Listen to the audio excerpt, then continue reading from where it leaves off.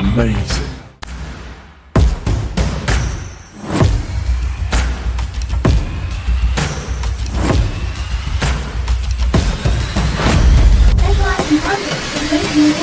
Multi-agent, multitask, multi-methodology. $22,000 co-authorship. The environment features 128 agents. Once the game starts, your team of 8 agents, as well as the other 120 agents, will be born at the map's periphery. While they travel across the map, they can collect various resources and level up skills related to collection of those resources. They can also level up various combat-related skills in order to improve their survivability and their fighting capabilities. Agents can also use gold to trade tools and equipment on a global market. This allows them to maintain their supplies in a constrained inventory. Similar to other battle royales, a safe zone will shrink over the game, and agents need to escape from the death fog to enter the center of the map. They can also heal by taking potions or eating food. In the end, the team with the highest score, combining survival and points from defeating other enemies, will win the game.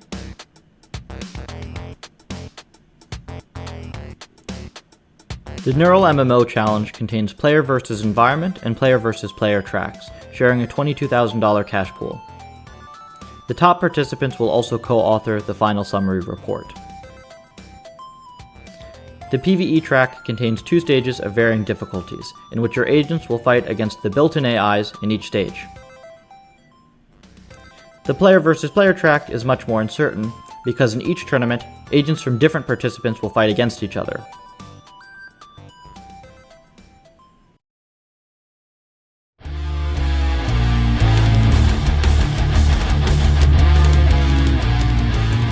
Quickly zoom in on Relicoon and look at the team formation first. Kunkun's AI team was divided into 2 shortly after the start. But the division of the team is not consistent. We can see this in the mid-game, where Kunkun's AIs are flexibly floating to where they need to be. Passerby, aka Team Last Order, is completely different.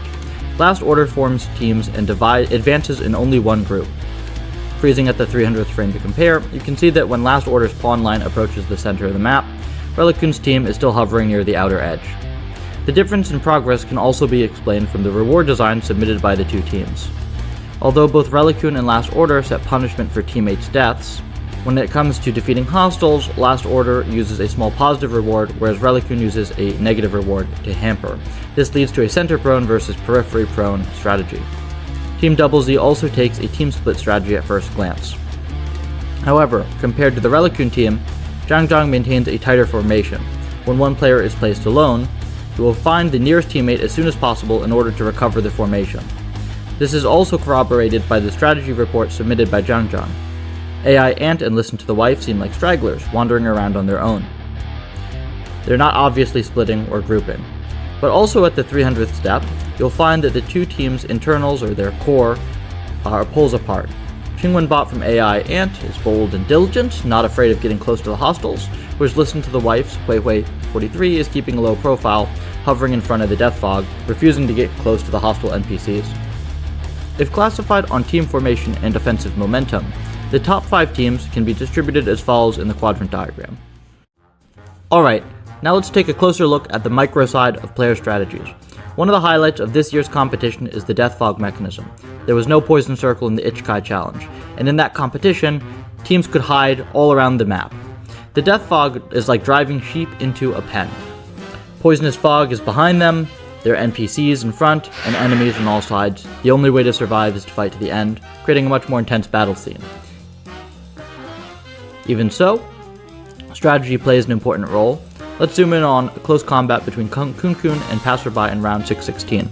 Passerby 62 found 2 Kunkuns and ran away right away. In round 629, Kunkun 25 and 31 successfully joined forces, pinching Passerby 82 into a corner. 82 loses health and takes potions.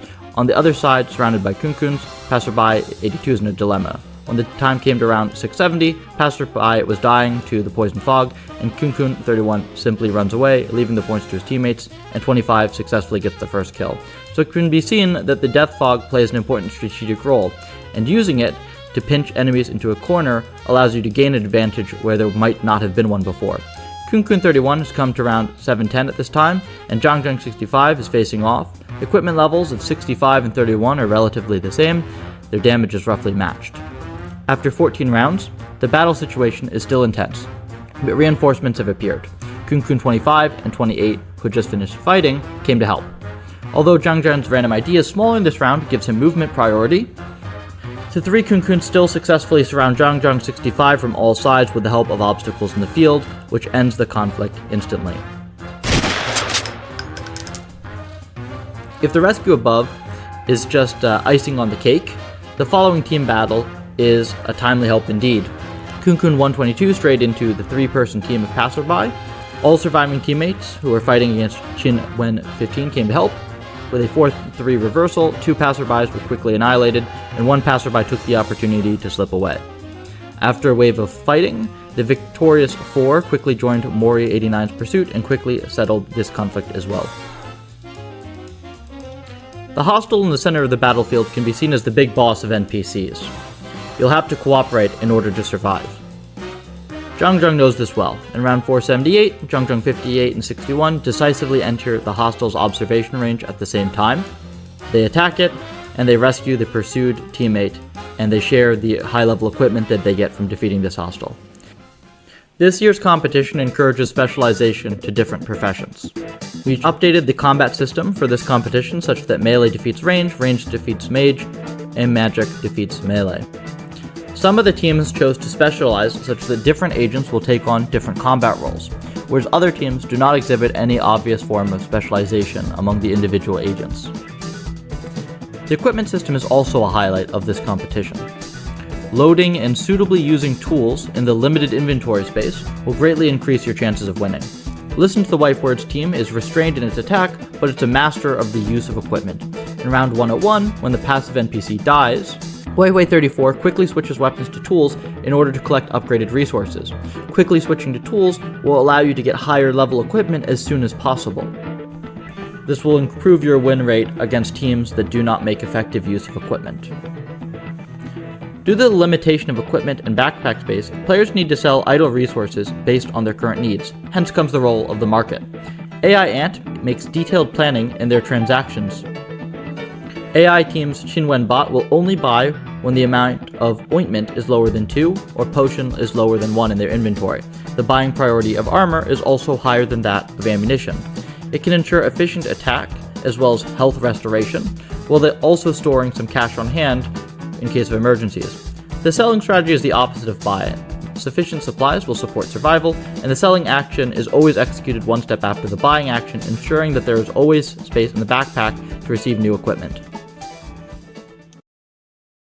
Next, let's focus on the performance of the participants. We can find that the top participant achieved the top ranking on different tracks while others didn't.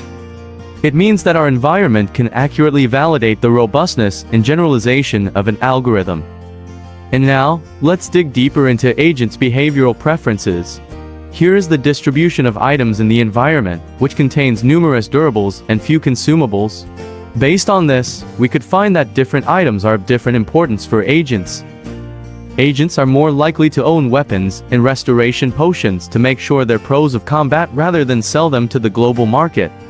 However, due to the constrained inventory, agents need to trade their supplies in the global market, maximizing their supply utilization. This restriction also led to some exciting trading strategies. For universally preferred items such as weapons, agents offer usually increases with the level difficulty to obtain of the weapon. Similarly, the value of dull items such as tools also increases as they obtain difficulty.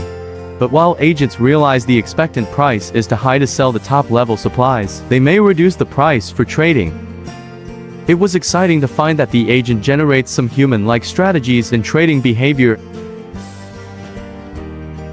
In addition, we see that different algorithms and agents has their style, and the strategies have different emphases.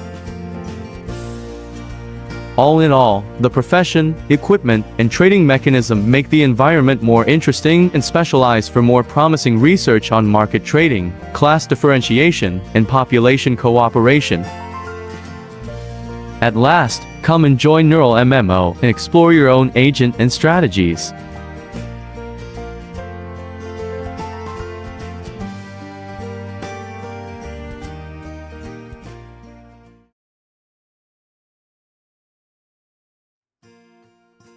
Hi, I'm Will Icon from Netics Games AI Lab, and here I'm going to talk about a solution of the NeurIPS 2022, the Neural MMO Challenge. Our method is a combination of multi-agent reinforcement learning and rule-based approach. We train the agents with PPU in a steady-state style through self-play, where the whole observation is team-based and also augmented from the teammates for each agent. The reinforcement learning model is heavily involved in the decision of choosing moving actions, targets of attacking, and using a setting of only consumable items.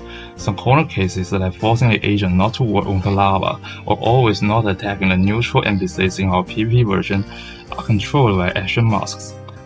The rule-based policy controls the selection of attacking styles, the pricing of setting of non-consumable items, and all kinds of buying. We do not use the communication action from a low action space, as our method is a steady-state approach. The most parts of the talk will be focused on the introduction to the model architecture we use. The transformer and LSTM locates in the core of the network, which compose most of the model's total parameter counts. Each of the 8 players in the team is controlled by a replica of this network, but with nearly totally different input of their own. Now let's dive into the details of each part. The first to introduce is an item encoder. For each item, an embedding is generated according to its type, and concatenated with some other statistical information like the level of damage, and then projected through a fully connected layer. The 12 item hiddens are then pulled into a single vector to get a summary of players' inventory. The action encoder is rather simple. It has 4 kinds of chosen actions in last turn as input, and outputs a concatenation of the embeddings. We use a 3-layer raster to encode the 2-dimensional features. The input for each player has 7 channels with a 25 by 25 pan. Each less-than layer consists of 2 to 0 blocks. The internal representation for each player is a combination of the hiddens from the previous 3 encoders, plus 3 kinds of low features, including the action mask we define, player info like position, health, and some other info about the whole environment like the game progress. All these informations are concatenated to form a summary vector about each controlled player. Now we get 8 vectors in total, representing the 8 players in the control team respectively. To the feature interaction among different entities, we use a 3-layer transformer encoder as the backbone. For each agent, the input for the transformer consists of hidden representations of 26 entities, 1 from the control player itself, 7 from our teammates, and the nearest 9 NPCs and 9 enemies. Note that we extend the information of nearest NPCs and enemies of the controlled player from its teammates' view. So for example, if some other teammates finds an enemy, the feature of this enemy may appear in the input of the controlled player, though the agent cannot see the enemy by itself. To reduce the computation cost of the transformer, the hidden representation of the controlled player are first projected into a space with a lower dimension to motivate stronger interaction between the controlled player and other entities. The hidden representation of the control player is concatenated with the representation of others and goes through an additional fully connected layer before they fed into the transformer. Here comes the last part of the model. The 1-layer LSTM is applied to deal with the partially observable problems in this environment. We first max pool the output of the transformer or the dimensional sequence, but before the next processing, it is concatenated with some additional information provided by projection from the original hidden of the control player, because we think some important information may get lost from the low-dimensional input of the transformer we used before. After some interactions with historical inputs, we use 4 separate policy heads to output the agent's decision about moving, targets of attacking, using, and setting. Action mask is used here to reduce some exploration costs. We only use a single scalar to output the value of the whole team by applying an average pool over agents. As we mentioned before, the two-dimensional feature of a tile encoder has the shape of 7 by 25 by 25. These channels are specially designed as follows. First, we extend the original 50 by 50 view of the agent to 25 by 25. The information in the extended areas comes from both the historical view and something currently shared by its teammates. The first channel is the tile type. The type info is compressed into a single channel by dividing by 16, and we add an additional type representing the unexplored area. The second channel is the entity type. The different values are assigned for teammates, enemies, and 3 kinds of NPCs. The third channel is a fog of war, which is a common concept used in RTS games, where a higher value indicates a tile has been recently explored. The fourth channel is a footprint, which explicitly encodes the historical move of the agent. The last 3 channels are the poison intensity and coordinates of each tile. Finally comes a brief introduction of our reward design. We use 6 kinds of rewards. All of them can be easily understood by the words shown in the page. Now that's all. Thanks for listening. Hello everyone, I'm a member of the Last Order team, and we finished second in this competition. We designed tasks such as using reinforcement learning to train agents, to move attack, and using properties.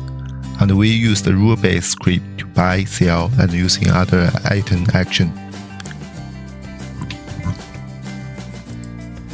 We use CNN of 15, 15, 12 shape to encode map information. All the items of each agent plus the teammates, enemy, and NPC in the field of vision, and the status of global player and the last action embedded. Connected all these layers together and go through 2 layers of full connected. Take one part of the max pool shell information layers, and the other part is the information of each agent future. And then contact together and pass the LC team layer once.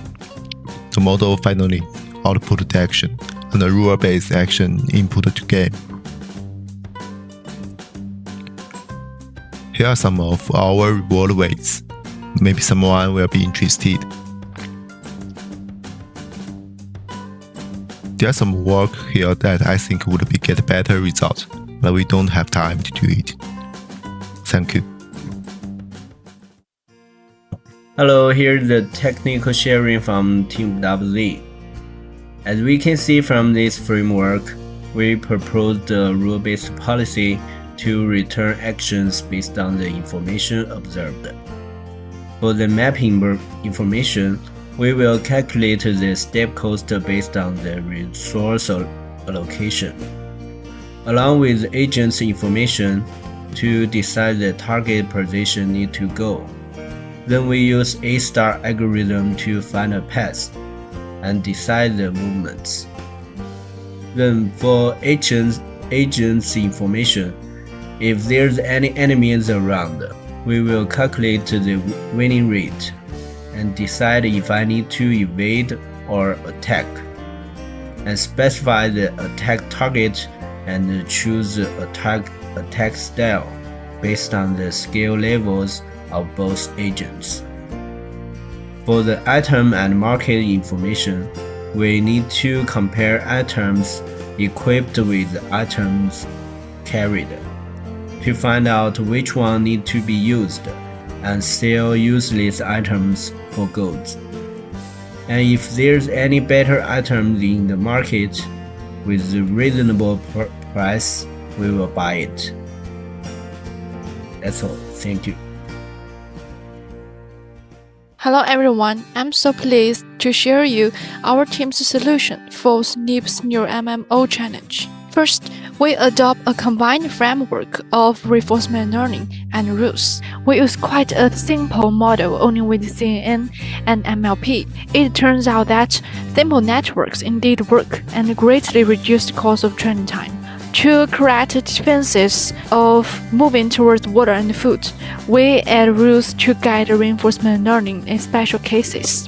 The actions of use, sell, and buy are directed totally by rules. Secondly, we deliberately design a dense reward function to facilitate the learning, which is divided into 3 parts. Alive rewards motivate replenishing survival resources in most cases.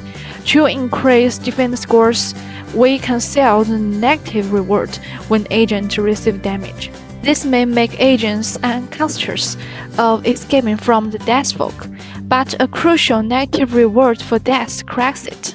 Thirdly, we give guidance and rules for the problem that reinforcement learning cannot be proficient in finding survival resources in a short period of training. We use the 8-star algorithm for path planning, considering the priority of water, which cannot supply by rations, and the factor of death fog in selecting the path circuit point. Finally, we use additional rules to assist. The rules of using and buying are logically the same. Necessary ointment and rations need to be guaranteed first of all. The next is the equipment for attack and defense, and the selling actions give priority to replacing high-level equipment and ensuring survival resources. Thank you for listening, and please allow me to show our team member. Hello everyone. In this video, I'm going to introduce our solution for this competition. Our solution is a rule-based solution. For each agent, it first scans its surrounding environment and gets all the possible information, like the location of the resources, the location of possible target or enemy, and also the agent needs to know the market information as well. Then the agent will perform different actions based on the environmental information as well as its own state. That is all for the sharing, and thank you for listening.